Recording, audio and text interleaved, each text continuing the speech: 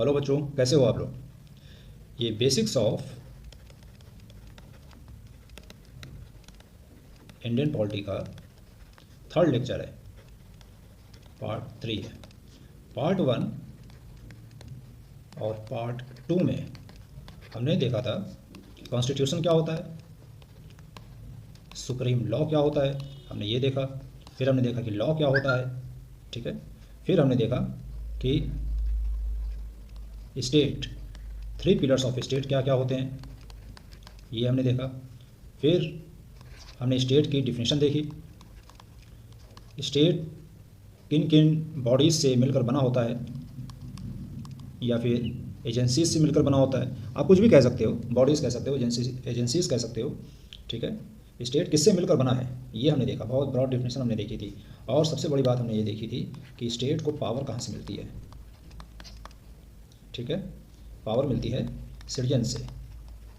अब सवाल ये उठता है कि सिटीजन तो पावर दे देते हैं स्टेट को, मतलब चुनकर सरकार ले आते हैं।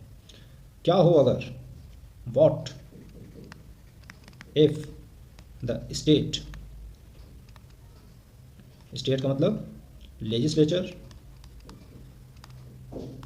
And executive becomes a threat to its citizens or to any citizen। इस हालात में क्या होगा, लोगों ने ही सरकार को चुना। अब सरकार ही अगर एक समस्या बन जाए, थ्रेट बन जाए किसी के सर्वाइवल के लिए या फिर किसी और बात के लिए, सिटीजन्स क्या करेंगे। इसका जवाब है, जब कभी भी ऐसा होगा then judiciary comes into the picture and it acts as an independent and unbiased body to resolve the dispute between citizen or citizens and the state, ठीक है। जैसे मान लो लेजिस्लेचर एंड एग्जीक्यूटिव, अगर ये थ्रेड बन जाते हैं किसी सिटीजन के लिए, तो सिटीजन कहाँ जाएगा, ही और she will run to judiciary.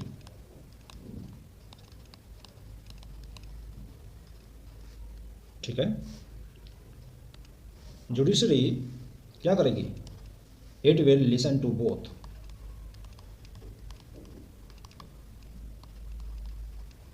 And will give its judgement accordingly, ठीक है। जुडिशरी, आप ये बात याद रखना, though judiciary is a part of the state, part of the state, but when it holds cases against the legislature and executive, it separates itself from the definition of state,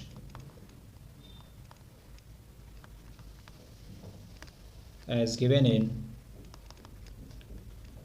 Article 12 Part 3 of Indian Constitution।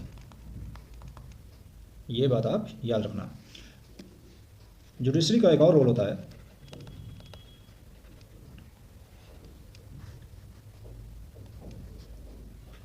जब citizens के बीच में कोई dispute हो, citizens ही आपस में fight कर रहे हैं, तब भी जुडिशरी क्या करेगा, सिटीजन्स को सुनेगा और फिर जजमेंट देगा। एक बात आप हमेशा याद रखना, ये बहुत ही अच्छी लाइन है कि the country which has an independent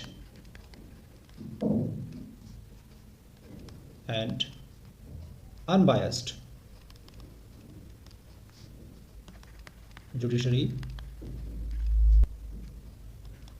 then that country can never be under threat because of its citizens or elected persons or any organization। किसी भी कंट्री में अगर जुडिशरी इंडिपेंडेंट है और अनबायस्ड है तो वो जुडिशरी हमेशा क्या होगी, एक स्ट्रॉन्ग जुडिशरी होगी। और स्ट्रॉन्ग जुडिशरी का काम होगा कि वो चेक करे arbitrary actions taken by the legislature and executives। Legislature और एग्जीक्यूटिव को मनमाने तरीके से काम करने से जुडिशरी को रोकना चाहिए, तभी वो देश एकदम स्टेबल रहेगा। ये बात आप याद रख सकते हो, ये मेंस में आपके लिए बहुत ही काम आएगा। ठीक है, तो आज के लेक्चर में इतना ही। आप याद रखना, जुडिशरी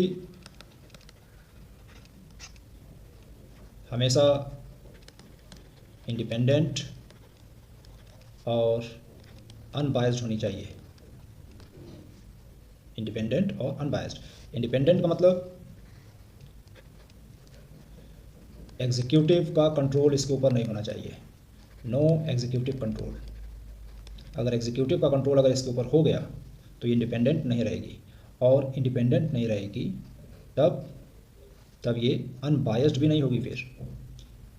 ठीक है, अगर जुडिशरी में एग्जीक्यूटिव कंट्रोल आ जाता है तो जुडिशरी की इंडिपेंडेंस ख़त्म हो जाएगी, और जुडिशरी की इंडिपेंडेंस अगर ख़त्म हो गई तो एग्जीक्यूटिव्स अपने मन चाहे तरीके से जजमेंट दिलवाएंगे जुडिशरी से, तो वहाँ पर जुडिशरी अनबायस्ड नहीं होगी।